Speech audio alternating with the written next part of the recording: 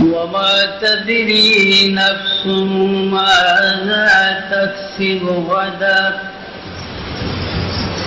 وما تدري نفس بأي أرض تموت إن الله عليم خبير صدق الله العظيم وبلغنا رسولنا الكريم صلوا عليه وسلموا تسليما أنه زاد محمدا تعظيما صلى الله عليه وسلم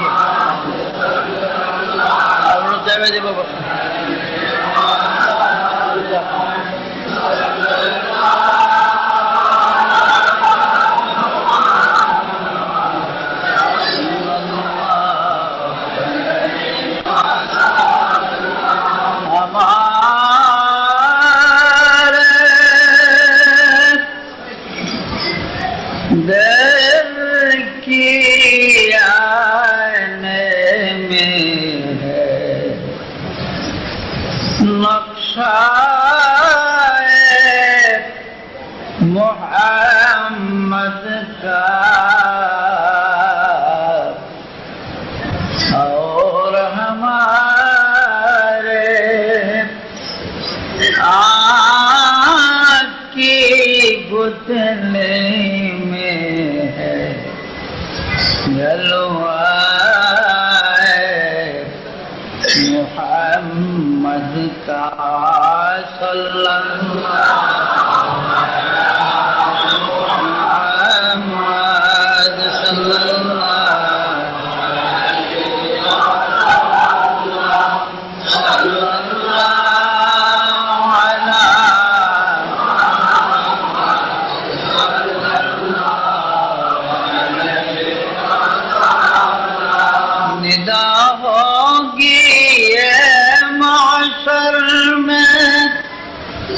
गुनहगारों न घबराओ वो देखो अगर रहमत झूम कर उठा मोहम्मद का सल्लल्लाहु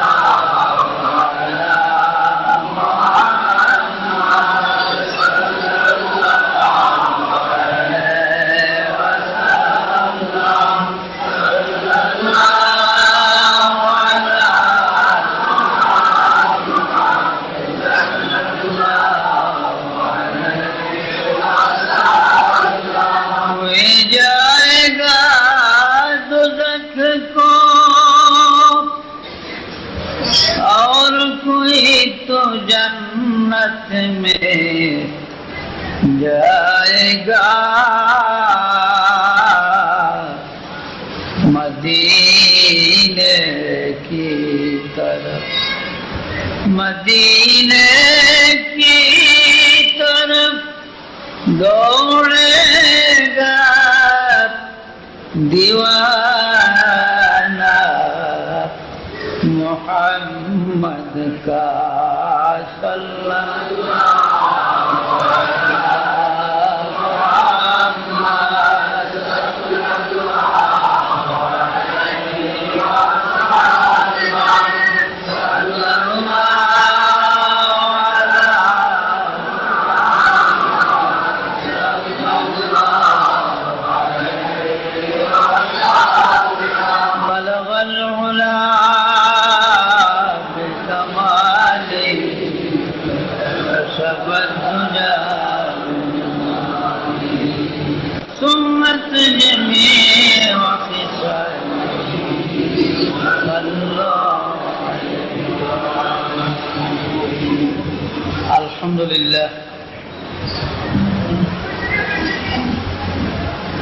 এই সদরঘাট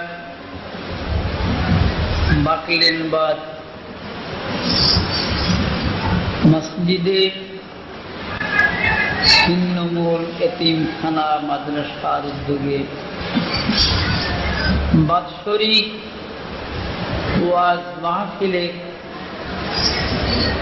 মাননীয় সভাপতি সাহেব, মুআজ্জাজ উলামায়ে কেরাম, সমবেত ধর্মপ্রাণ মুসলমান ভাইগণ, সবাই আল্লাহ পাকের ইচ্ছা রোডের উপরে জায়গা টাগা সবাই করা হয়েছে। আবহাওয়া ভালো না, বৃষ্টি বাদল, এই হিসাবে মসজিদে ব্যবস্থা করা হয়েছে। তো যাই হোক, ইতিমধ্যে বক্তা যা ছিল ৩-৪ জন সব শেষ, সব বক্তার ওয়াজ শেষ হয়ে গেছে। এখন আমি বুড়া মানুষ, আমার দিছে সবার শেষে, উল্টা কামিছে না, দোয়া নগরও দিত শেষে, বুড়া দিচ্ছে শেষে। যা হোক, আল্লাহর ইচ্ছা। আমরা অস্থায়ী দুনিয়ার বাসিন্দা। এই মসজিদ এখানে একদিন ছিল না, মুসল্লি আসা যাওয়া করবে, লঞ্চ চলবে, কিন্তু আমরা থাকতাম না। আমরা আজ আছি, আবার কয়েকদিন পরে থাকব। জীবনের যে কোনো এক সময় মৃত্যু আমাদের কাছে আসে। আমি কোরআনে পাকের 22 পারা থেকে ছোট্ট একটু আয়াতে কারিমা তেলাওয়াত করেছি। ছোট্ট আয়াতে কারিমা তেলাওয়াতের উদ্দেশ্য, পিছনে যে বক্তা গেছে কয়েকজন, 1 ঘন্টা 1 ঘন্টা 1 ঘন্টা, এর মধ্যে শেষ হয়ে গেছে। আমি হইলাম শেষে, রাত্র অধিক, আমার সময় তো রুমি হইব, চিন্তা আছে না, চিন্তা ভাবনা করে কাজ করুন লাগে। তো ভাইরা, আমরা অস্থায়ী দুনিয়ার বাসিন্দা। কত মানুষ এই পৃথিবীতে ছিল। আমাদের হযরত সাইয়েদনা আদম আলাইহিস সালাম, তিনি 1000 বছর হায়াত পাইছেন দুনিয়াতে। সুবহানাল্লাহ। আসতে বললেন না জোরে বললেন?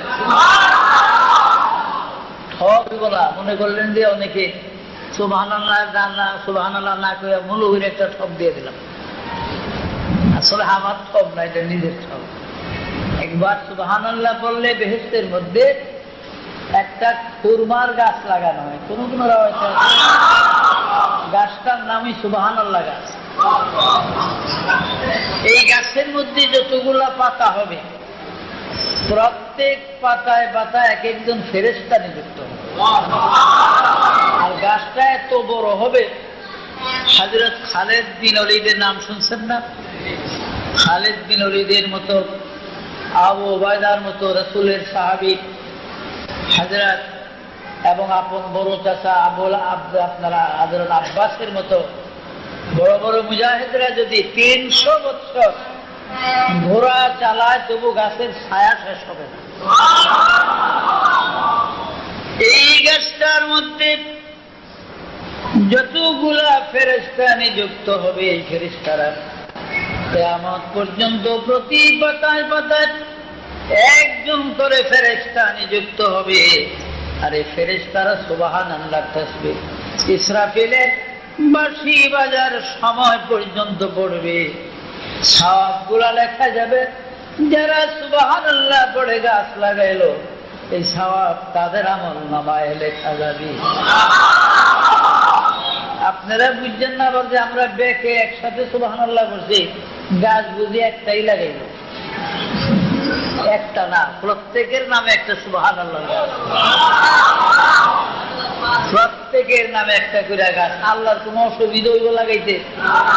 আল্লাহর তো কোন ফায়াকুনের কারবার, কোন ফায়াকুনের কারবার। এখন গাছ লাগাই যদি আল্লাহ কয় এটার মধ্যে আম ধর, মান্দার গাছ বড়ই ধর, আল্লাহ কইলে ধরবো না? বড় গাছ লাগিয়া তেঁতুল খাইতে ছেলে হইব না আপনারা, কিন্তু আল্লাহ পারে। এটা কার শক্তি আছে? আল্লাহর শক্তি আছে। দেখেন না, বট গাছ কত বিরাট বিরাট না বট গাছ? কিন্তু বট গাছের গোটাগুলা খুব ছোট না, পথিক গামছা বিছায়া এভাবে শুয়ে রয়েছে বট গাছের। চিন্তা করে আল্লাহর আকল নাই, বলে নাউযুবিল্লাহ। আল্লাহর বলে আকল জ্ঞান নেই, কারণ পাশে আবার লাউ গাছ, মিষ্টি কুমোরের গাছ, বিরাট বিরাট এই লতার মধ্যে দূরে রয়েছে কুমোর, মিষ্টার পরে লাউ।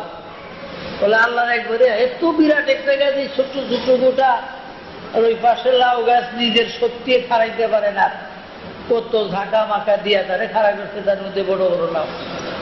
তো পাখিয়ে ওই বটের গোড়াটা ছিঁড়ছে, খাইছে, একটা হ্যাঁ নাকের ডোবাস করছে, তখন লাভ দিয়ে উঠছে। বলেন আল্লাহর তো বুদ্ধি আছে।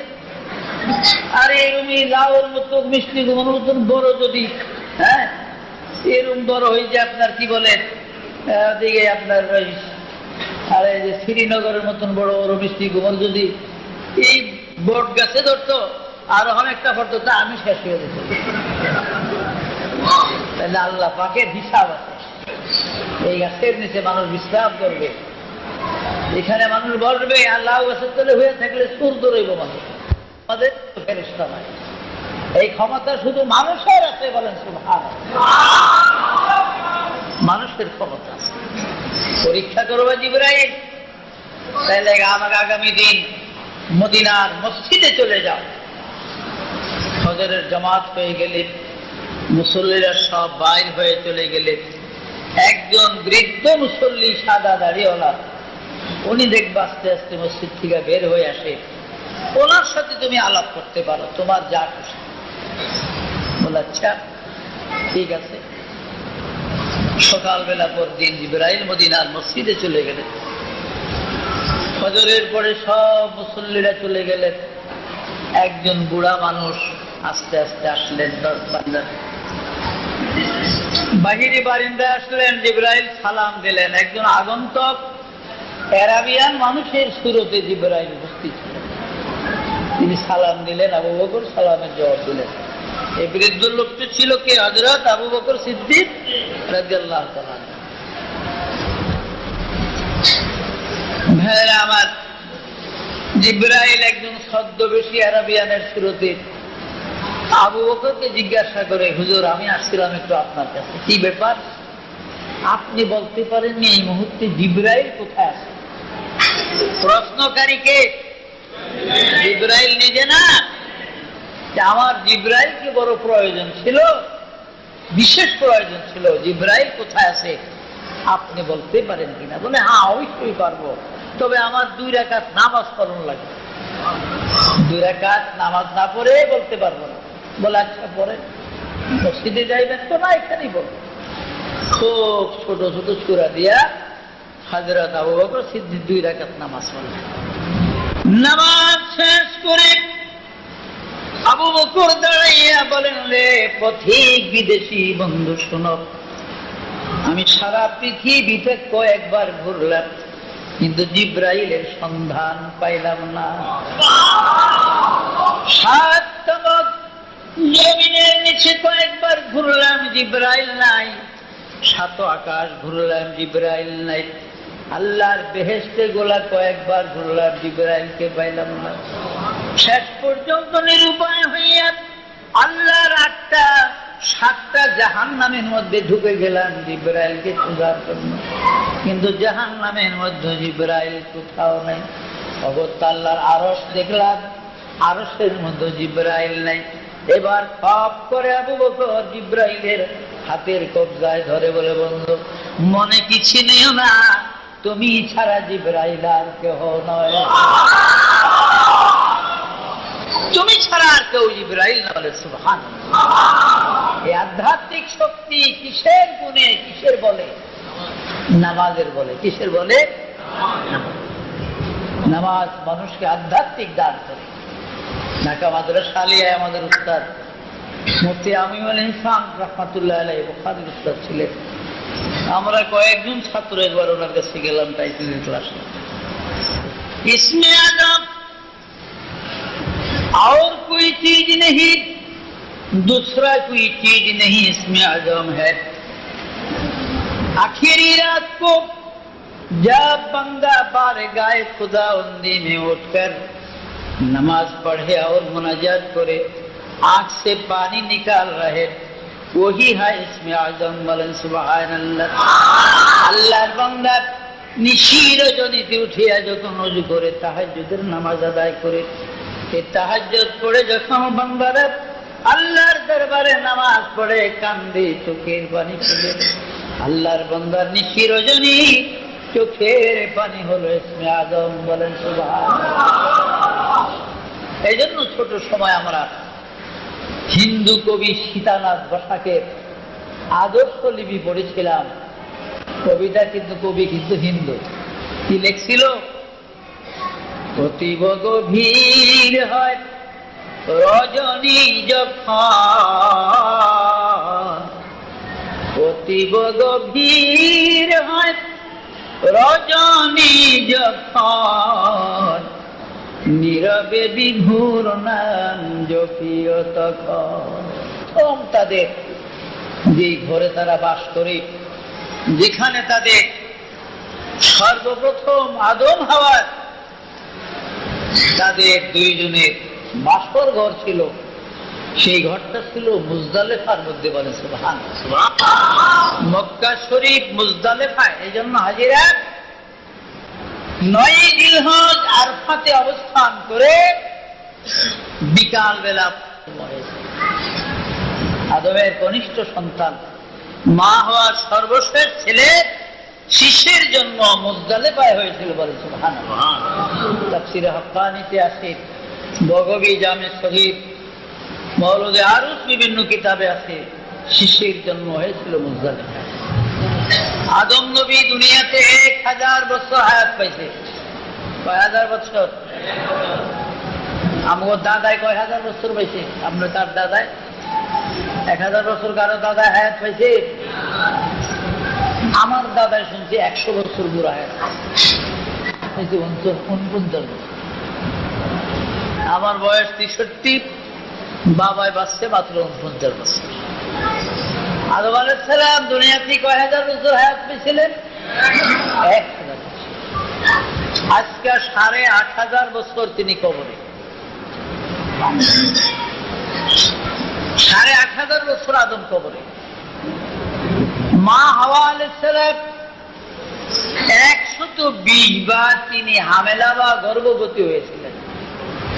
হাওয়া আলাইহিস সালামের সন্তানগুলা 6 জায়গাতে হয়েছে। বলেন সুবহানাল্লাহ। বাইতুল মুকাদ্দাসের 6 জায়গায় হাওয়া আলাইহিস সালামের 139 জন সন্তানের জন্ম হয়েছে। একবারে 2 জন করে 120 বার সন্তান হয়েছে। কয়বার? 120 বার। মোট সংখ্যা 239 জন হয়েছে 6 জায়গার ভিতরে তাদের জন্ম। দুরূদ শরীফ পড়েন। আল্লাহুম্মা কাবিল এবং গাদালা, এই 2 জন একত্র হয়েছে। বিস্তারিত বলার সময় নেই, রাত্র ভোর হয়ে যাবে। আর আমি শেষ বক্তায় দাঁড়াইলে মানুষের ভিতরে ছটফট থাকে, কারণ যাওয়ার প্রয়োজন। দাঁড়াই আর কতক্ষণ থাকা যায়। যাই হোক, 239 জন ছেলে মেয়ের মা ছিলেন হযরত হাওয়া। হযরত আদম আলাইহিস সালাম, হাওয়া আলাইহিস সালাম দুজন গেলেন তারা হজ করার জন্য। হজ করতে গেলেন। যদি হজ করতে গেলে আপনারা অনেকে আবার বলতে পারেন, কাবা শরীফ বানাইলো বলে ইব্রাহিম নবী, আদম হজ করলো কি এর মধ্যে? না। হ্যাঁ, কাবা যদি আদমে বা হযরত ইব্রাহিম নবী বানায় থাকে, আদম আলাইহিস সালাম হজ করলো কোথায়?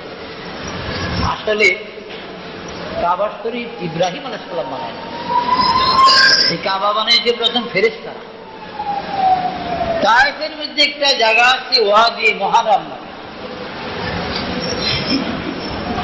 তায়েফের বিমানবন্দর থেকে 8.5 মাইল দক্ষিণ দিকে গেলে বনু সাদ কবিলা, বিবি হালিমার বাড়ি। হালিমার বাড়ির থেকে 6 মাইলের কিছু বেশি হবে দক্ষিণ পশ্চিম কর্নারে গেলেন। ওয়াদি মুহাররম করে একটি জায়গা, এই জায়গার মধ্যে আদম নবীকে বানানো হয়েছিল। আদমেরে বানাইবার 10,000 বছর পূর্বে কাবা ঘর প্রথম ফেরেশতারা তৈরি করে। আদমেরে বানাইবার 10,000 বছর আগে ফেরেশতারা প্রথম খানায় কাবা বানায়। নূহ আলাইহিস সালামের তুফানের সময় কাবা নষ্ট হয়ে গেছিল তার বুনিয়াদ ইটপাটকেল করে। এরপরে জিবরাইল ফেরেশতাদের বানানো বুনিয়াদ থেকে পথ দেখিয়ে দিছে, জায়গা ফিরিয়ে দিছে, এখান থেকে আবার আপনি কাবা নির্মাণ করেন। ইব্রাহিম আলাইহিস সালামের দ্বারা ইসমাইল ইব্রাহিম বাপ বেটা 2 জন লোকে হাজেরা জিবরাইল মিকাইল পাথর আইনা দিতেন, সাহায্য করতেন খানায় কাবাকে। যাই হোক, আদম আলাইহিস সালাম মা হাওয়াকে নিয়ে হজে চলে গেলেন, 1 বছর রইলেন তারা। এদিকে ইবলিস শয়তান সুযোগ পেয়ে গেছে, সুযোগ পাইয়া বুড়া দরবেশের সুরত ধরে কাবিলের কাছে গেছে। বলে, কাবিল, তোমার মা বাবা কেমন একটা অবিচার করলো তোমার উপরে। বলে, কি? তোমার সাথে জন্ম হইল বিবি হয় আপনার আকলিমা। কাবিলের বললো আর কি যে তোমার সাথে বিবি গাজালার জন্ম হইল, আর হাবিলের সাথে হইল আকলিমা। হ্যাঁ, তো আকলিমারে বিবাহ দিলে হাবিলের সাথেই দিবে, আর গাজালারে তোমার সাথে দিবে, কিন্তু উল্টা পাল্টা করে এলো তোমার বাবা। অতি সুন্দরী রূপসী গাজালাকে দিল হাবিলের কাছে বিবাহ, আর গাজালার চেয়ে কম সুন্দর মহিলা বিবি আকলিমাকে দিল তোমার কাছে বিবাহ। এই একটা অবিচার তোমার বাবা আমায় করলো। ঠিকই তো করছে, এখন কি করা? বলে, করার কিছু নেই, আমার কাছে একটা বুদ্ধি আছে। এই যে পাথরটা দেখো না, এই পাথরটা লইয়া যাও। এই পাথরটা নিয়ে ওই যে হাবিল বসে আছে পাহাড়ের কিনারায়, গিয়া তার মাথার উপরে জোরে এভাবে ছাইরা দাও, বিচার হয়ে যাইব। বউ দুজন তোমার হয়ে যাইব, আকলিমা হইব, গাজালা হইব। ইবলিস শয়তান এই বুদ্ধি দিয়ে দিল কারে? কাবিলে। ছোট ভাই কাবিল গিয়ার কোনো কথা নাই, কারণ ভাইয়ে যে মইরা যাবে এটা জানে না। পাথরটা মারলে যে মরাটা বুঝে না, তাদের গিয়ে পাথরটা ছাইরা দিছে, মাথা ফেটে রক্ত বের হয়ে হাবিল জড়ি পড়ে মরে গেছে। কিরে, কি হইল? এগুলি কি পড়ে? রক্ত যে লাল রক্ত, নামও জানে না। ভাইয়ের শরীরে রক্ত গোলা কাবিল 2 হাতে কাছিয়ে কাছিয়ে মুখে রক্তগুলো নিজের মুখে মাখলেন, মাথায় গোলা নিজের মাথায় মাখলেন, শরীরে রক্ত নিজের শরীরে মাখলেন। এইভাবে গালের সঙ্গে গাল লাগাইয়া ভাইয়ের মুখের সাথে মুখ লাগাইয়া কাবিল কান্দে, ভাইরে ওই বুড়া লোকটার কথায় তোমার মাথায় পাথর মারলাম, তুমি কেন এই অবস্থা হইলাম? একটু কথা বলো ভাই, আমি তো কোন অপরাধ করি না, আমার সাথে কথা বলো। কিন্তু ভাই যে মরে গেছে এটা কাবিল জানে না।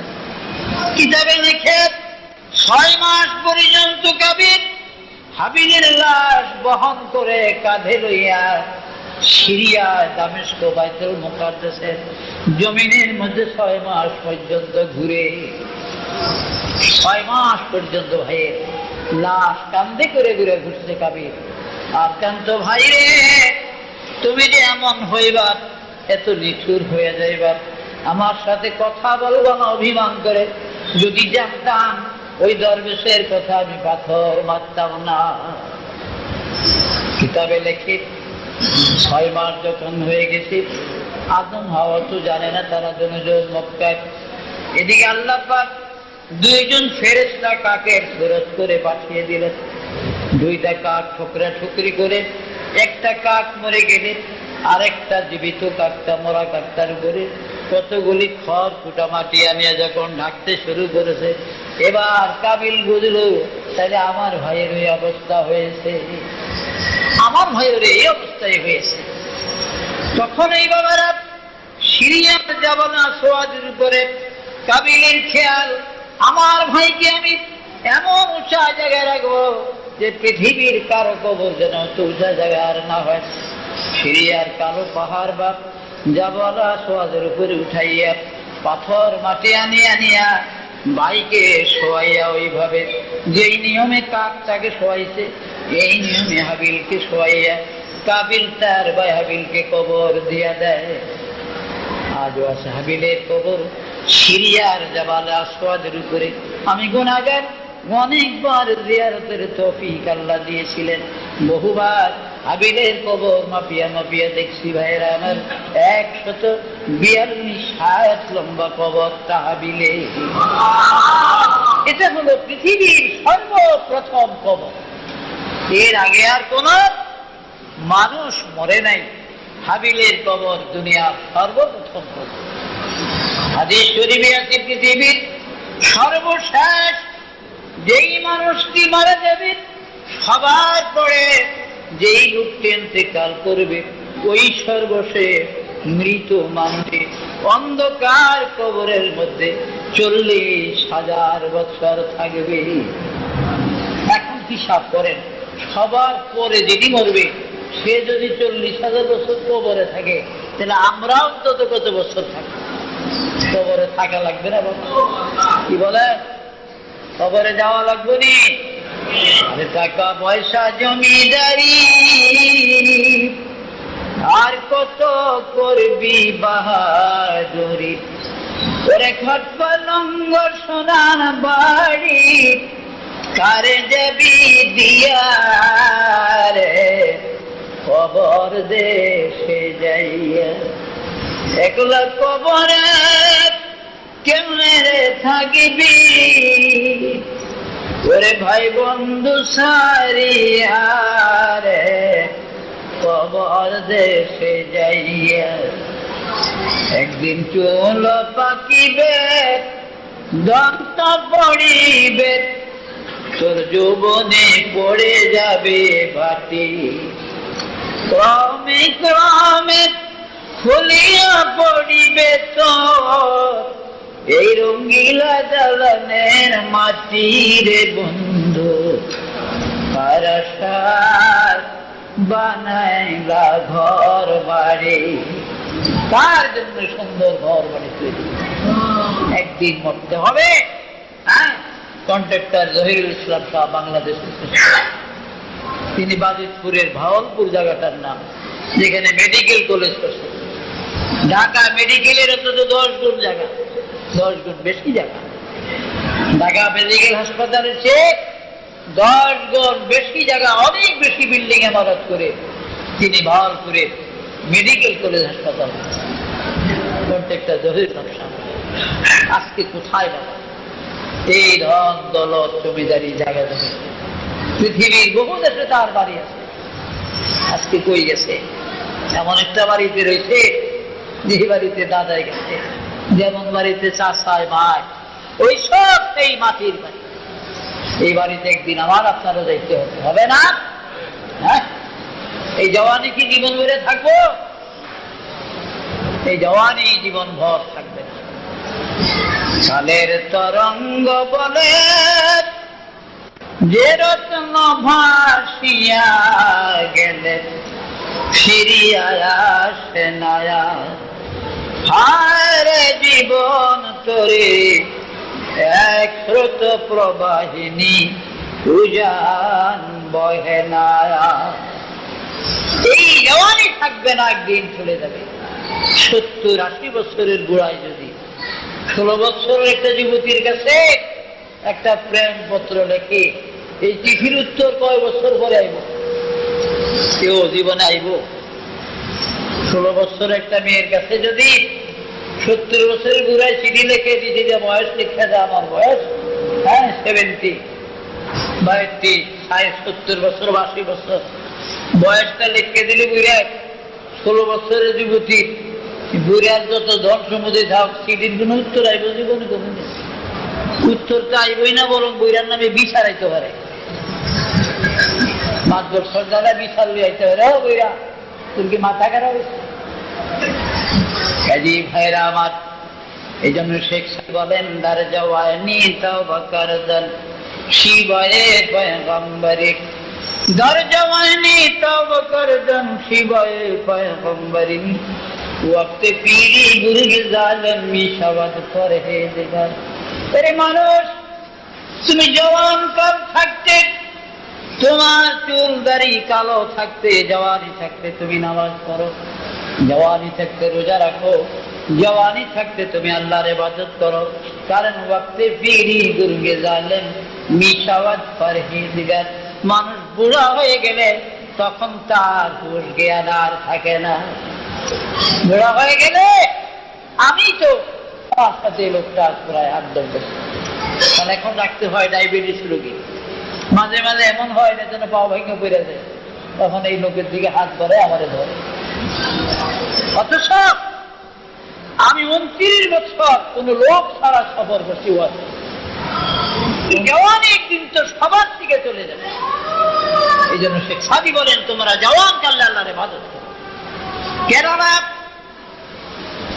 20 বছর বয়সে, 30 বছর বয়সে আর একটা যুবক একটা সিজদা যদি করে 100 বছরের বুড়ার 1000 সিজদার চেয়েও ওই যুবকের একটা সিজদার মূল্য অনেক বেশি। জওয়ান কালে একটা সিজদা 100 বছরের বুড়া 1000 সিজদার চেয়েও বেশি মূল্যবান। জওয়ান কালে ইবাদতকে আল্লাহ এত ভালোবাসে, 7 ব্যক্তি আল্লাহর আরশের ছায়ায় কিয়ামতের দিন জায়গা পাবে, তার মধ্যে একটা দল হলো নওজোয়ান। জওয়ান ব্যক্তি যারা, নওজোয়ান যৌবন কালে যারা ইবাদত করেছে, তারা আল্লাহর আরশের তো মাশাআল্লাহ পানি ভাত খেয়েও বিচার উল্টায় যায়। রসগোল্লা মিষ্টি খাইয়ে তো বিচার উল্টায়, পানি ভাত খেয়েও করলে এলাকায় বেচার বলতে পারে। হ্যাঁ, মাছ ধরাইতে গরিবের কেউ তো বিচার হয় তোমার দোষটা, আমরা তো খাই দুগা পানি ভাত, তো দেখ পাইতো না খেয়ে, এই দুগা পানি ভাত খাইও বিচারে রাউলিয়া যায়। কিন্তু ওই বিচারক ইমামুল আদেল যাকে বলা হয়, যিনি ন্যায় বিচারক, তিনি আল্লাহর আরশের ছায়ায় জায়গা পাবে যেদিন ইয়াউমা লা ইয়াযিল্লু ইল্লা যিল্লুল আরশ, আল্লাহর আরশের ছায়া ছাড়া কোনো ছায়া থাকবে না। সেদিন 7 পৃথিবীর মানুষ আল্লাহর আরশের ছায়া জায়গা হবে। তার মধ্যে প্রথম ব্যক্তি হলো ইমামুল আদিল ন্যায় বিচারক, আর শেষ ব্যক্তি হলো ওই যুবক, যেই যুবক জওয়ান কালে আল্লাহর ইবাদত করে। বলে সুবহানাল্লাহ। জওয়ান নওজোয়ান ভাইরা নামাজ পড়বেন, দুনিয়া যেখানে থাকে নামাজ পড়বেন। এই যে কামাই কইরা তার জন্য নেন, কে খাবে? আপনার কামাই রোজগারের ভিতরে কত লোক অংশীদার, জীব জানোয়ার পশু পাখি হাঁস মুরগি খায় না আপনার বাড়িতে? সকালবেলা গাছের থেকে যে একটা শালিক পাখি নাকি কাকাই সব খায়, আপনার রোজগারের ওই ভাতটা করেছে। কিন্তু আপনার আমল, আল্লাহ বলেন মান আমিলা সম্পত্ত মান। বন্ধুরা, আপনার রুহুটা বাহির হওয়ার সাথে সাথে যত সম্পত্তির মালিক আপনি ছিলেন, ব্যাংকের যত টাকার মালিক আপনি ছিলেন, আপনি মৃত্যুর সাথে সাথে রুহুটা বের হওয়ার সাথে সাথে মালিকানার থেকে আপনি খারেজ হয়ে গেলেন। আপনার দস্তখত আর কোনো কাজে লাগবে না। আপনার লাশ কবরে রাখার আগেও আপনার স্ত্রী, আপনার ছেলে মেয়েরা সম্পদ বিক্রি করতে পারবে। লাশ কবরে দেওয়ার আগেও আপনার সম্পত্তি তারা বিক্রি করতে পারে। যেহেতু এখন আর আপনি মালিক নাই, 2 ছেলে 4 মেয়ে স্ত্রী থাকলে তারা সবাই মালিক হয়ে। এই জন্য ভাইরা আমার, সময় এখনো আছে, কয়দিন বাঁচবো আমরা। আরে সাদ্দাত এত বড় বাদশা ছিল, শত নাফরমানি করে থাকতে পারে না। আমি সাদ্দাদের বেহেশত দেখি নাই, তবে বেহেশতের এরিয়াটা দেখি। দুনিয়ার সবচেয়ে উঁচা মসজিদ হলো মসজিদুল আকসা। আরো বড় মসজিদ থাকতে পারে, কিন্তু এত উঁচা মসজিদ আর নাই। এই ভিত্তির থেকে 72 হাত উঁচা হলো মসজিদুল আকসা। পৃথিবীতে 72 হাত উঁচা কোনো মসজিদ নাই। মসজিদ নির্মাণ করলেন মসজিদুল আকসা। যে মসজিদটা এত বড়, 1,00,000 25,000 মুসল্লি এক জমাতে নামাজ পড়তে পারে। মসজিদুল আকসার হেরেমের চারদিকে সুলাইমান নবী পাথরের 4টা দেওয়াল নির্মাণ করেন জিন পড়ে দাউদ রবির দ্বারা। কারণ বাসুলাইমার দাদে মুলকে সরওয়ারি, বাসুলাইমার দাদে মুলকে সরওয়ারি, খুদমতি খাতিমার দেওয়া করি, খুদমতি খাতিমার দেওয়া করি। আল্লাহ পাক সুলাইমান নবীকে মুজিজা স্বরূপ একটা আংটি দান করেছিলেন। এই আংটির দ্বারা সুলাইমান নবীর বাইতুল মুকাদ্দাসের শহর মসজিদুল আকসা এবং হেরেমের 4টা পাথরের 4টা দেওয়াল নির্মাণ করে জিন পরিদের দ্বারা। কারণ তিনি যখন আংটি হাতে ব্যবহার করতেন তখন লক্ষ লক্ষ জিন পড়ি তার সামনে হাজির হয়ে যেত। আর বলতে হুজুর হুকুম করেন কি কাজ করবো, বলেন সুবহানাল্লাহ। আমরাও তো কত আংটি ব্যবহার করে কিছু বাধ্য হয়। আমি ইংরেজি 1962 সালে বাগদাদ থেকে একটা জমরুদ পাথরের আংটি খরিদ করেছি, বলেন সুবহানাল্লাহ। যেমন সদাহাজারাত নিজা ফেরাউনেরা, সদাহাজারাত নিজা ফেরাউনেরা, দর্শ কস্তিয়াদ মুসাবায়ে কাশা। আল্লাহ পাক মুসা নবীকে মুজিজার একটা লাঠি দান করেছিলেন। এই লাঠির মধ্যে এমন আজমত বরকত ছিল। 29 বছর বয়সে মুসা আলাইহিস সালাম যখন শুআইব আলাইহিস সালামের বাড়ি থেকে মাদায়েন নগর থেকে এই লাঠি নিয়ে নীল নদী পার হয়ে ফেরাউনের বাড়িতে গেলেন কলেমার দাওয়াত দেওয়ার জন্য।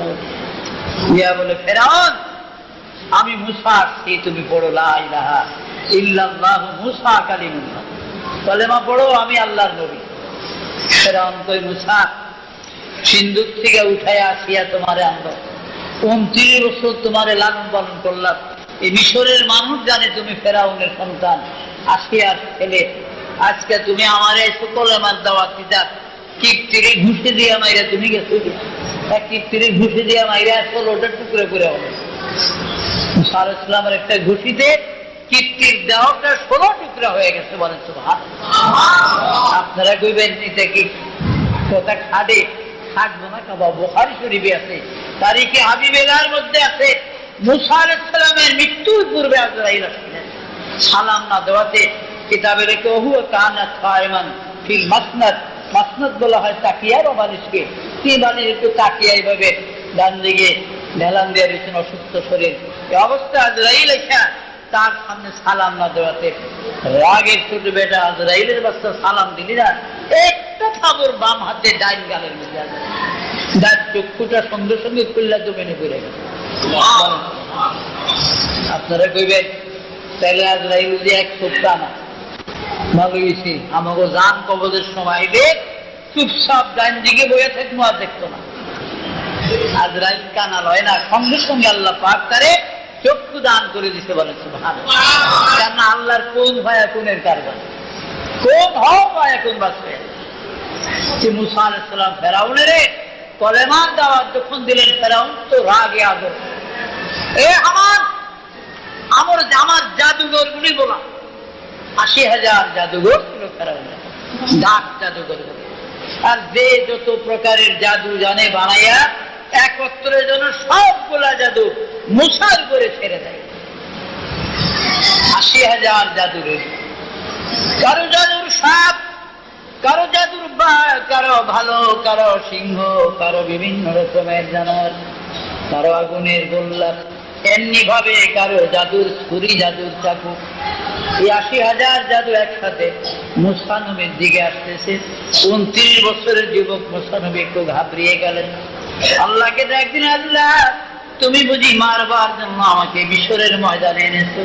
আল্লাহ বলে, মুসা ভয় নাই, আমি তো আছি, কোনো ভয় নাই তোমার। মুসা বিসমিল্লাহ বলে তোমার লাঠি খানা ফেরাউনের সিংহাসনের সামনে জমিনে শোয়াইয়া রাখো, বাকি খাবার সব আমার হাতে। বিসমিল্লাহ বলে লাঠি খানা ফেরাউনের সিংহাসনের সামনে সোজাসুজি ভাবে শোয়াইয়া রাখলেন। এই লাঠিটা বিরাট একটা আজদাহা সাপ হইয়া যায়। কেমন বিরাট? তাফসীরে সাবিতে লেখে 22 মাইল লম্বা একটা সাপ পেয়ে যায়। কয় মাইল লম্বা সাপ পেল? 22 মাইল লম্বা। আপনারা ডরাইতেননি দেখলে? 22 মাইল লম্বা সাপ দেখলে ডরাইতেন না? ভাইরা আমার, 22 মাইল লম্বা সাপ, সাপের নিচের ঠোঁট জমিনে, উপরে ঠোঁট 80 হাত উপরে, কারণ ফেরাউনের রাজ সিংহাসনটা 80 হাত উঁচা। 80 হাত উপরে ঠোঁট, নিজের ঠোঁট জমিনে। এই সাপটা মাত্র একবার শ্বাস টানার সাথে সাথে 80,000 জাদু সব সাপের পেটের ভিতরে ঢুকিয়া গেছে। 80,000 জাদুই সব খাইয়া বলেছে। সব জাদুগুলি খাইয়া তাফসীরে লেখে সাপ চিৎকার দেয়, হাল মিন মাজিদ, হাল মিন মাজিদ, হাল মিন মাজিদ। ও ফেরাউন, কি দিলা? পেট তো আমার ভরে না, থাকলে আরো দাও। আমার পেট ভরে না, আরো দাও। ফেরাউন 22 মাইল লম্বা সাপ দেখে এমন ভয় পেয়েছে, এমন ডরাইছে। তাফসীরে সাবির মধ্যে লেখে এই 22 মাইল লম্বা সাপ দেখে ভয়ের চোটে ফেরাউন 400 বার পায়খানা করছে। তাফসীরে সাবিতে লেখে, কিতাবের। কয়বার আসবে? আরে 4,22 মাইল লম্বা সাপ দেখে ফেরাউন 400 বার আগলে বেশি আগে না, আরো আগা দরকার ছিল। ফেরাউনের হিসাবে কমই। ভাইরা আমার, সেই ফেরাউন আজ দুনিয়ায় নাই, মুসা নবী দুনিয়ায় নাই। এই ফেরাউনকে আল্লাহ পাক নীল নদীর মাঝখানে কেমন করে মারছে। ওয়াইজ ফারাকনা বিকুমুল বাহরা ফাআনজাইনাকুম ওয়া গরাকনা আলা ফিরআউনা ওয়া আনতুম তানজুরুন। আল্লাহ বলেন, আমি মুসারে সহি সালামতে নীল নদী পার করে মাদায়েন নগর তার শ্বশুর শুআইবের দেশে পৌঁছিয়ে দিয়েছি, কিন্তু ফেরাউনকে আমি নীল নদীর মধ্যে ডুবাইয়া মারছি। 4 দিন পর্যন্ত ফেরাউনের লাশটা ভাসে না। চতুর্থ দিন, 4 দিনের দিনে তার লাশটা ভাসা উঠছে। কিতাবে আছে, তাফসীরে আছে, মরা মানুষের লাশ আগে ভাসত। পৃথিবীতে সর্বপ্রথম মরা মানুষের লাশ ভাসে ফেরাউনের লাশ। এখন মিশরে কায়রোতে ফেরাউনের লাশ আছে। মুসার আয়নার আলমারিতে ফেরাউনের লাশ রাখা হয়েছে। আর 32 হাত উঁচা একটা আয়নার আলমারির মধ্যে জাদুঘর সামিরির লাশ আছে। মিশরি মহিলারা, কুর্দি মেয়েরা, তুর্কি মেয়েরা, ফিলিস্তিনি মহিলারা, বিভিন্ন মেয়েরা যুদ্ধে ছুটে যাইয়া ফেরাউনের লাশের সামনে গালিগালাজ করে আর জুতা মারে। ইয়া গাওয়াদ, ইয়া মালাউন, ইয়া আসিবুল্লাহ, ইয়া ফেরাউন। এই গালিগালাজ করে করে পায়ের স্যান্ডেল জুতাগুলা খুলে খুলে মারে। 15 হাত দূরের থেকে মারে, 15 হাত দূরে দেওয়াল। কিন্তু আয়নার আলমারির সঙ্গে বাবা জালি লাগানো আছে। জুতাগুলার জালি লেগে লেগে নিচে করে ভিতরে লাগে না। এই জুতাগুলা তারা পায় দেয় না যে আল্লাহ দুশ্মন ফেরাউনের গায়ে জুতা মারছি।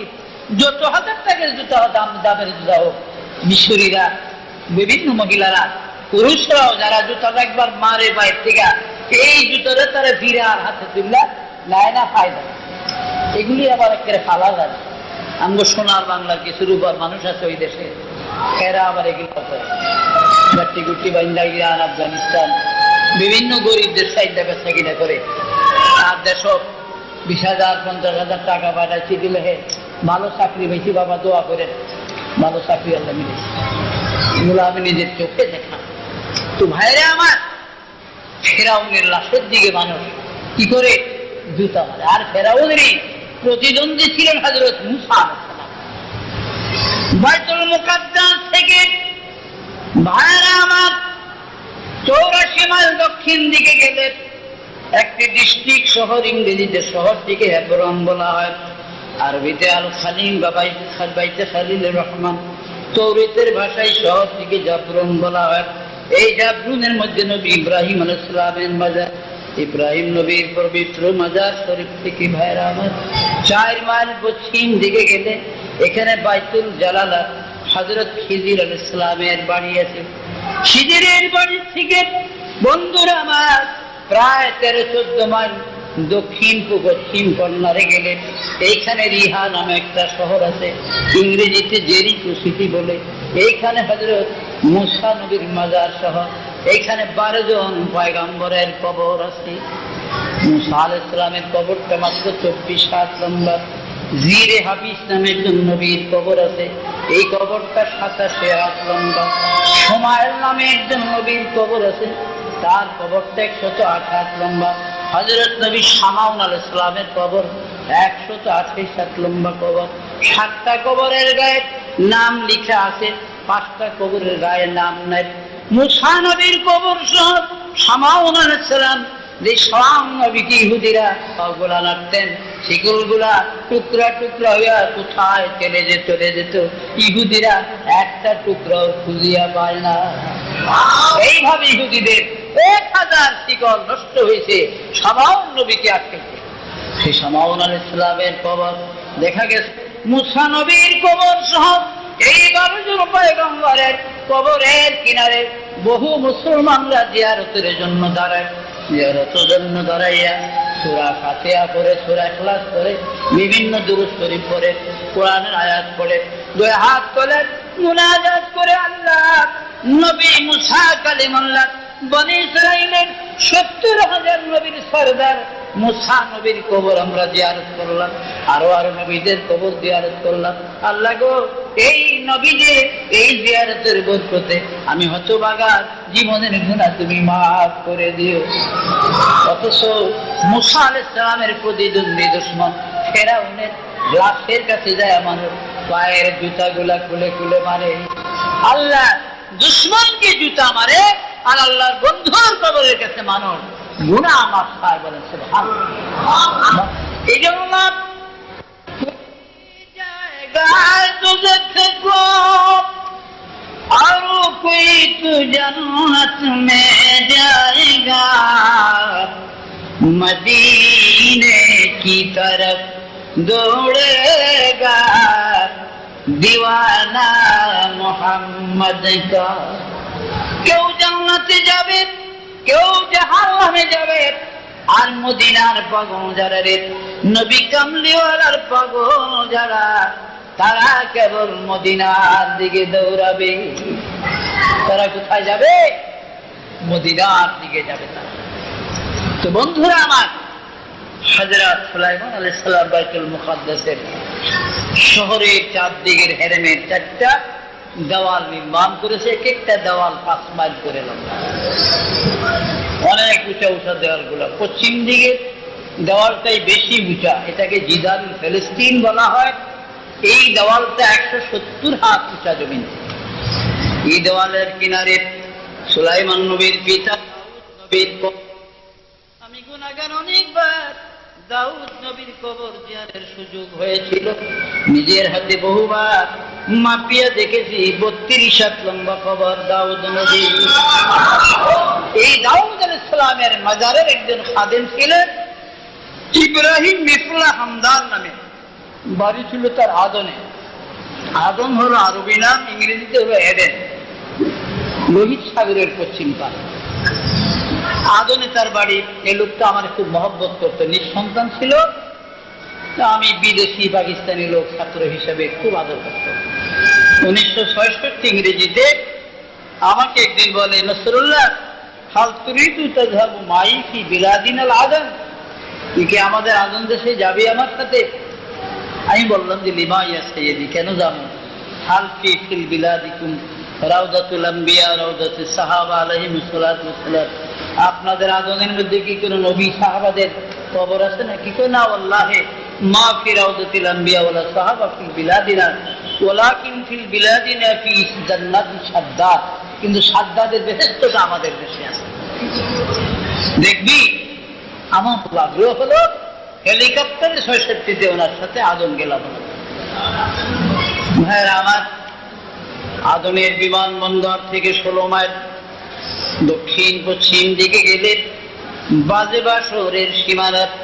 এখান থেকে আরম্ভ করে 8 মাইল প্রস্থ, দৈর্ঘ্য 32 বর্গ মাইল। বিশাল এলাকা নিয়ে সাদ্দাত বেহেশত বানাইছে। এক একটা দেওয়াল 8 মাইল করে লম্বা, আর প্রত্যেকটা দেওয়াল 13,000 কামরা বিশিষ্ট সাদ্দাতের বেহেশত। শহর গ্রাম বিভিন্ন এলাকা বস্তির থেকে যুবতী মেয়েদেরকে মায়ের বুক খালি করে সাদ্দাতের সৈন্যরা জোর করিয়া আনিয়া সাদ্দাতের বেহেশতের হুর বানায়। এইভাবে 12,000 কামরা সাদ্দাতের, 12,000 মেয়েদেরকে সাদ্দাতের বেহেশতের হুর বানায়। কারণ শুনছে আল্লাহর বেহেশতের মধ্যে হুর আছে, হুর ছাড়া বেহেশত কে যাইছে? এই জন্য এক এক বেহেশতে একজন করে হোক, 12,000 কামরা, 12,000 হোক। রাস্তাঘাট বেহেশত সাজাইতে লাগলো 10 বছর। উজির এসে খবর দিলেন, হুজুর, উজিরের নাম ছিল আদনান, সাদ্দাতের উজির আদনান বলে, হুজুর বেহেশত রেডি, সব প্রস্তুত, হুর আইন বসছি, এখন আপনি উদ্বোধন দেখতে আসেন। 10,000 ঘোষ নিয়ে সাদ্দাত রওনা। সামনে শুধু 6টা ঘোড়া, তার উজির টুজির মিল্লা তারা 6 জন সামনে, বাকি ঘোড়ার সব পিছনে। ঘোড়া নিয়ে বেহেশতের উঠার কিনারে গিয়ে 1 পা উঠার উপর সাদ্দাত ঘোড়ার জিঞ্জির থেকে, আরেক পা এখনো নামায় না। এই সময় ছিঁড়া ফাড়া ময়দা কাপড় পরিহিত একটা লোক সাদ্দাতের ঘোড়ার সিনার সঙ্গে সিনা লাগাইয়া বুকের সঙ্গে বুক লাগিয়ে লোকটা দাঁড়াইছে, দাঁড়িয়ে একটু ঝাঁকি দিছে আসতে।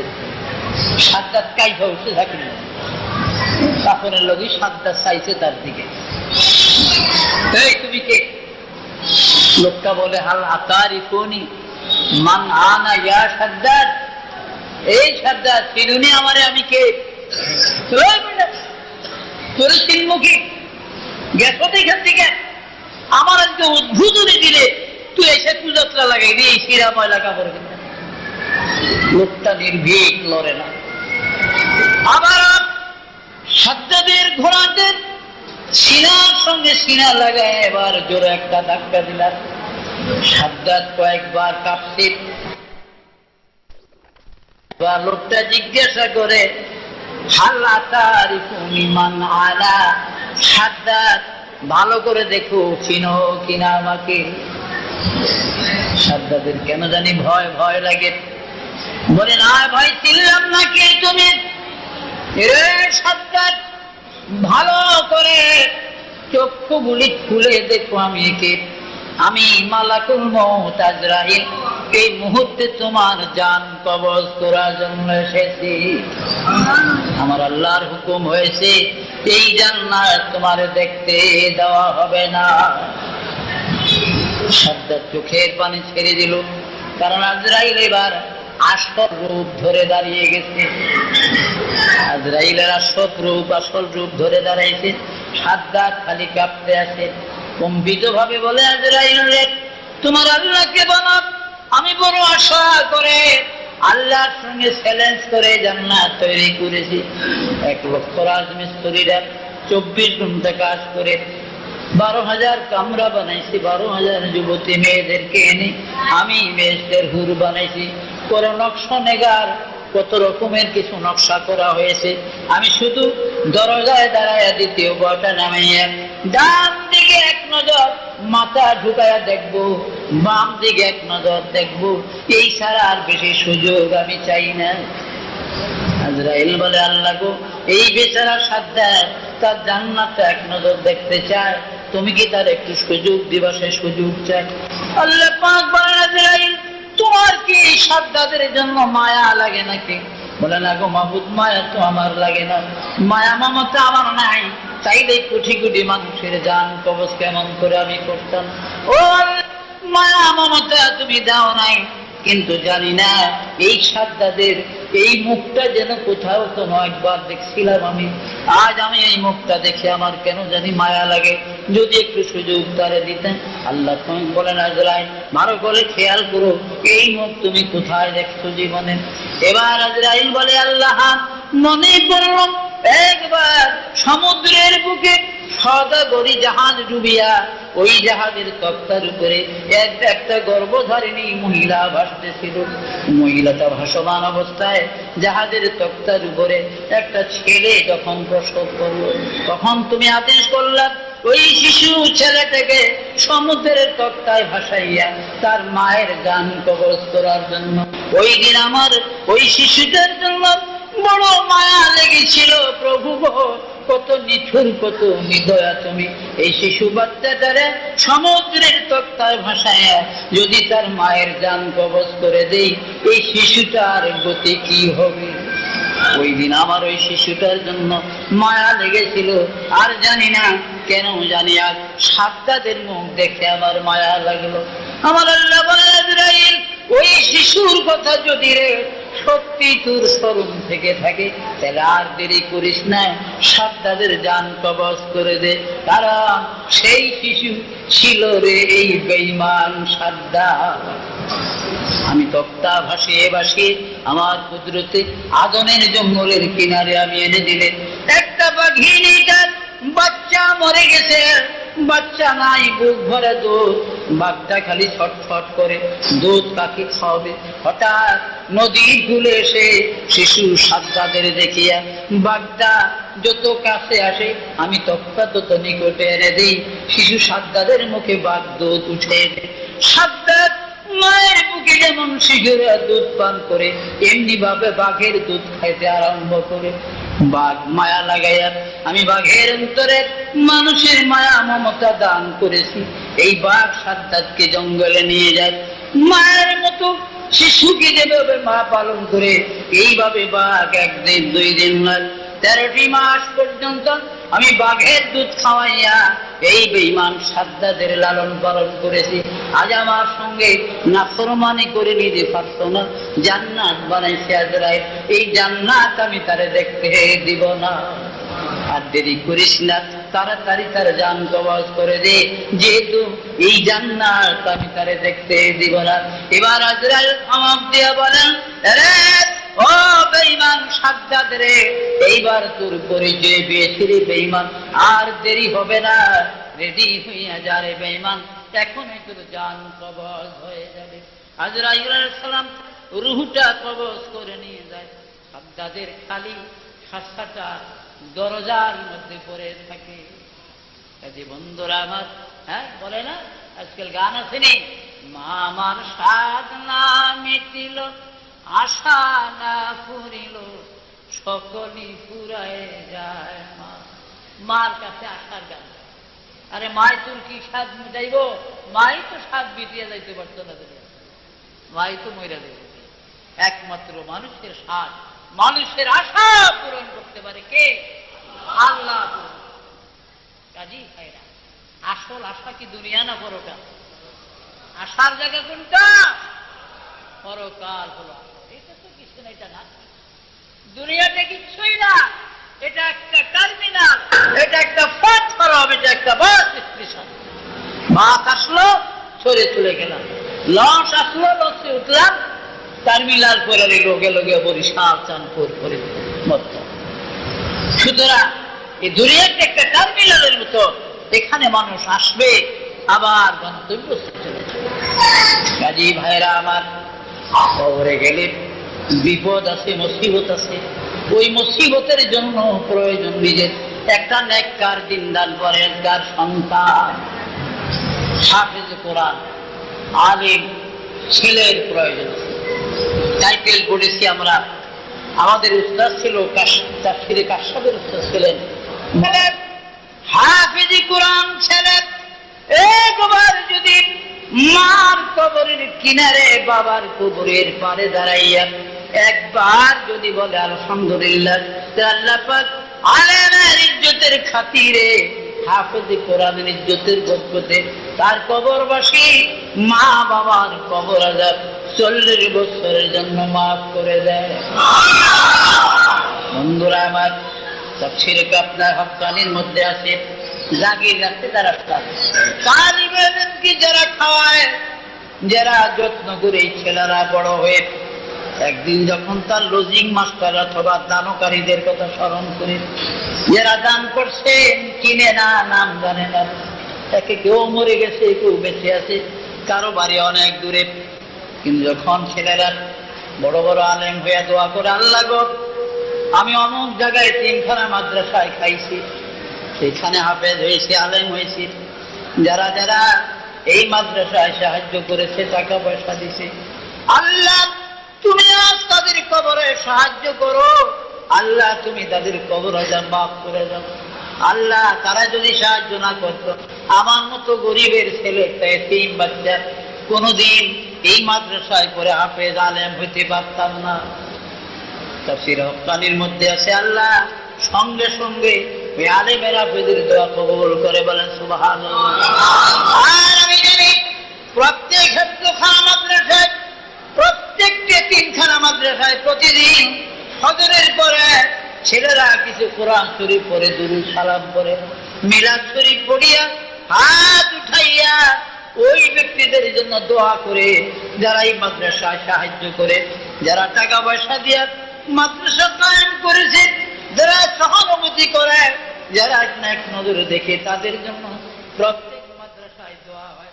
আমি মনে করি এই মনসুরের জামানায় জুনায়েদ বাগদাদি একটা এতিম সন্তান ছিল, সকালে মা মরে গেছে, বাবা মরে গেছে, চেহারা সাতটা সুন্দর দেখে রাস্তার কিনার থেকে খলিফা মনসুর তাকে ধরিয়ে আনছে, রাস্তার পাশে দাঁড়িয়ে রয়েছে, এতিম ছেলে কাঁদছে।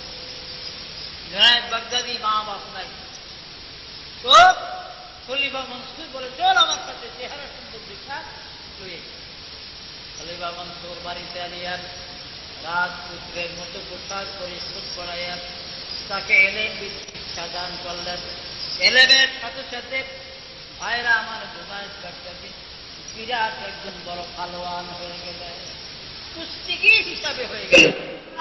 লেখাপড়ার ফাঁকে ফাঁকে কুস্তি করে, বক্সিং খেলে, কুস্তি করে মশহুর হয়ে গেছে তৎকালীন সারা আরব। একদিন খলিফা মনসুর নিজে কুস্তির একটা প্রতিযোগিতার ময়দান বানাই, দেখা যায় এই লোকটা আস্তে আস্তে এক দুই কদম করে খলিফা মনসুরের সামনে আসলেন। আয়সা বলে, খলিফা বাগদাদ, যদি আপনি হুকুম দেন আমি আপনার এই জুনায়েদের সঙ্গে কুস্তি করব, কারণ কোনো পালোয়ান আসলো না, ময়দানটা খালি যাবে, এটা আপনার একটা সম্মান হবে না, একটা অসম্মানই হবে, আপনার বদনাম হবে। বরং আমি যদি কুস্তিতে পরাজিত মরিও যাই, তবুও তো একটা বিদেশে একটা প্রসার হবে যে জুনায়েদের সঙ্গে একটা কুস্তিগীর মারা গেছে। কুস্তিগীরতে কি হ্যাংলা না ফাতলাই দেখবে কিছু চিন্তা করতো না, একটা কুস্তিগিরই মনে করবে আমার। আচ্ছা বলে, মিয়া খলিফা মনসুর কই, তোমার শরীরের যে অবস্থা, আমার জুনায়েদে আঙ্গুল দিয়া গুতা দিল, তুমি কয় ফলো ঠেয়ালে ফলো আল্লাহ জানে।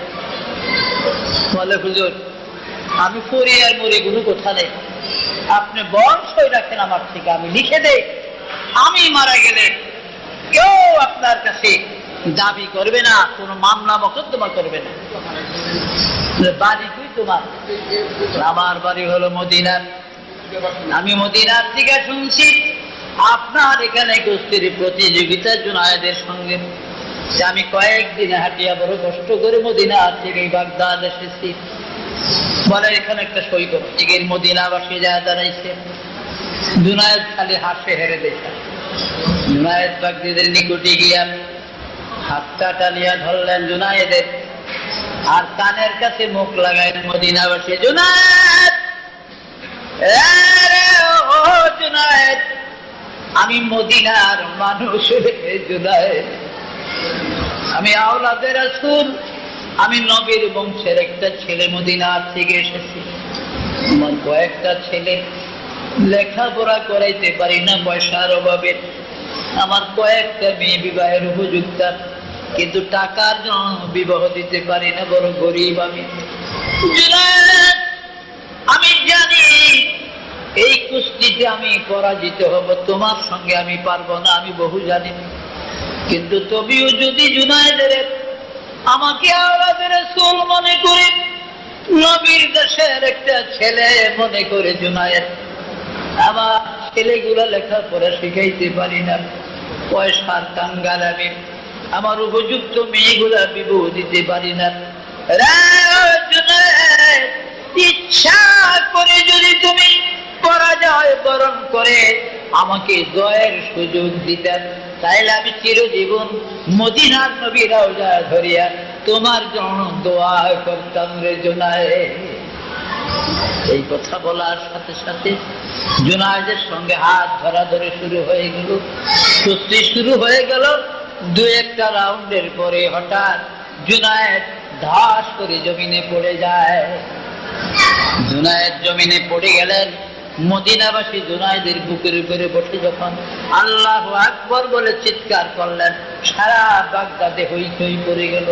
বাদশার পালক সন্তান, এত বড় শক্তিশালী নওজোয়ান জুনায়েদকে এই মদিনাবাসী দুর্বল লোকটা অন্তরে পরাজয় করে দিল।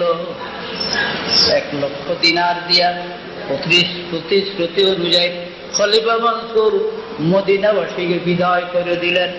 রাত্রে জুনায়েদকে নিজের কামরায় নিয়ে বললেন, জুনায়েদ, এত লালন পালন করে এত খাওয়াইলাম, লক্ষ লক্ষ টাকা তোমার পিছনে ব্যয় করলাম, আজ তুমি আমার মুখে চুনকালি দিলাম, মদিনাবাসী লোকটার সঙ্গে তুমি কুস্তিতে পারলা না, পরাজয় বরণ করলাম, এর কারণ কি? এবার জুনায়েদ বলে, ও বাদশাহ, আমার কথা এবার শোনেন। লোকটা যখন আমার কানের কাছে মুখ লাগাইয়া বলেছিল, জুনায়েদ রে, আমি মদিনার সন্তান, আমি আওলাদে রাসূল রে জুনায়েদ, আমার কয়েকটা মেয়ে বিবাহের উপযুক্ত, বিবাহ দিতে পারি না টাকার জন্য, আমার কয়েকটা ছেলে মাদ্রাসায় পড়ে খরচ দিতে পারি না। ও জুনায়েদ রে, তুমি ইচ্ছা করে যদি পরাজয় বরণ করতা, আমি মদিনায় যায় রাসূলের রওজায় জীবনভর তোমার জন্য দোয়া করতাম। কাজী বাদশাহ গো, ওই মদিনাবাসীর মুখে আওলাদে রাসূল শব্দটা আমার কানে আসার সাথে সাথে আমি কেমন করে যে জমিনে পড়ে গেছি বলতে পারি না। বলেন সুবহানাল্লাহ। রাত্রিতে জুনায়েদ বিছানায় শুয়ে আছে, গভীর রজনী। জুনায়েদ বাগদাদি স্বপ্নে দেখে আল্লাহর হাবিব তার শিয়রের কিনারে বসা, নবীজি বসা তার পাশে, এবং বুকের উপরে আমার নবীর দুনো হাত দিয়া। রাসূল বলেন, জুনায়েদ রে, আজকে কুস্তির ময়দানে আমার আওলাদে রাসূলকে, আওলাদে রাসূলের নাম শুনে আমি নবীর মহব্বতে তুই ইচ্ছাকৃত পরাজিত হইয়া 1 লক্ষ দিনারের সুযোগ মদিনাবাসীকে দান করলি। এই জন্য আমি আর মদিনার রওজায় থাকতে পারলাম না, তোর সঙ্গে দেখা করতে আসলাম। আল্লাহ পাক এই মুহূর্তে তোর নাম আউলিয়ার দপ্তরে লিখে দিয়েছে। আর জুনায়েদ রে, কাল কঠিন হাসরের ময়দানে আমি রাসূল যেই বেহেশতের মধ্যে থাকবো, ওই জান্নাতে তুই আমার সঙ্গে থাকবি। কাজী বন্ধুরা আমার, এতিম বাচ্চারা রাসূলের আওলাদ হিসাবে, কারণ হুজুর সাল্লাল্লাহু আলাইহি ওয়াসাল্লাম বলেছেন, আলেমরা আল উলামা ওয়ারাসাতুল আম্বিয়া, আলেমরা নবীদের ওয়ারিস হলো উলামায়ে কেরামরা। নিঃসন্দেহে মিদাদুল উলামা আফজালু মিন দিমায়ে শুহাদা, আলেমের কলমের কালি শহীদের রক্তের চেয়ে বেশি মূল্যবান। বলেন সুবহানাল্লাহ। এই মাদ্রাসার এতিমখানা ছিন্নমূল এতিমখানা মাদ্রাসার জন্য আমি 1000 টাকা চাইলাম। রব্বির হামহুমা কামা রাব্বায়ানি সগীরা, রব্বির হামহুমা কামা রাব্বায়ানি সগীরা। আল্লাহ, এই আবহাওয়ার দুর্যোগের মধ্যে আল্লাহ যিনি মাহফিল শেষ হলো, আল্লাহ তোমার কাজের ভিতর হিকমত আছে জানি, নিশ্চয়ই তুমি হিকমতের জন্য করেছো। আল্লাহ, এই মাদ্রাসা ছিন্নমূল এতিমখানা মাদ্রাসার উদ্যোগে দিনী জলসার এখন সমাপ্তি ঘোষণা হলো। আল্লাহ মুনাজাত করতেছে। আল্লাহ উলামায়ে কেরামগণ ওয়াজ করেছেন, নসিহত করেছেন, কত পীর বুজুর্গানে দিন, কত নবী রাসূলদের এ আল্লাহ কত কোরআন হাদিসের ওয়াজ নসিহত হয়েছে, ভুল পেদানো বেয়াদবি মাফ করে দিন। এর হাজি হাদিয়া সওয়াবগুলা সোনার মদিনায় নবীজি রওজায় পাকে পৌঁছে দিন। রাসূল পাকের আলোনায় বেজওয়াজ মুতহহারা সাহাবায়ে কেরাম আজমাইন দারওয়ায় পৌঁছে দিন। तमाम अंबिया साहबा शुहादा सिद्दीकीन सालेहीन प्रत्येकेर आरोहाय पौঁছে দিন। तमाम জাহানের পীর মাশায়েখ ওলে গাউস কুতুব দরবেশ প্রত্যেকের রূহে পাকে হাদিয়া পৌঁছে দিন। तमाम পৃথিবীর মাটির নিচে যত মুসলমান কবরবাসী আছে আল্লাহ প্রত্যেকের রূহে পাকে হাদিয়া পৌঁছে দিন।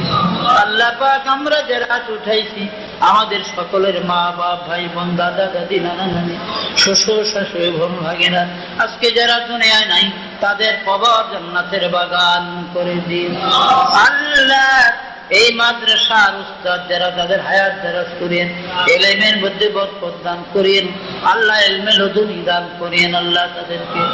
আল্লাহ যারা মাদ্রাসায় পড়ে এই ছিন্নমূল এতিম যারা মাদ্রাসার ছাত্র যারা আল্লাহ তাদেরকে হায়াত দারাজ করেন, রোগ শোক বিমার আজাব থেকে তাদের হেফাজত করেন আল্লাহ। তাদের রিজিকের ব্যবস্থা এই ঢাকা রাজধানী এলাকার সদরঘাট এলাকার বাকরিন মাঝে ঢাকার এই এলাকার মুসলমানদেরকে তৌফিক দিয়ে দান করার জন্য আল্লাহ যারা যাদের দানে যাদের টাকায় যাদের মহব্বত যাদের পয়সায় এই মাদ্রাসা চলতেছে আল্লাহ আপনি তাদেরকে ভালোবাসেন, আপনি তাদেরকে মহব্বত করেন আল্লাহ। যারা ব্যবসায়ী তাদের ব্যবসার মধ্যে বরকত দান করেন, যারা চাকরিজীবী তাদের চাকরির মধ্যে বরকত দান করেন আল্লাহ। যারা শিক্ষকতা করে তাদের শিক্ষার মধ্যে বরকত দান করেন আল্লাহ। যারা লেবার আল্লাহ যারা কষ্ট মৃত্যু আমাদের সামনে দাঁড়াবে প্রভু ওই দিন ওই মুহূর্তে মেহেরবানি করে আমাদের সকলের জবানে জারি করে দিও লা ইলাহা ইল্লাল্লাহু মুহাম্মাদুর রাসূলুল্লাহ সাল্লাল্লাহু আলাইহি ওয়াসাল্লাম।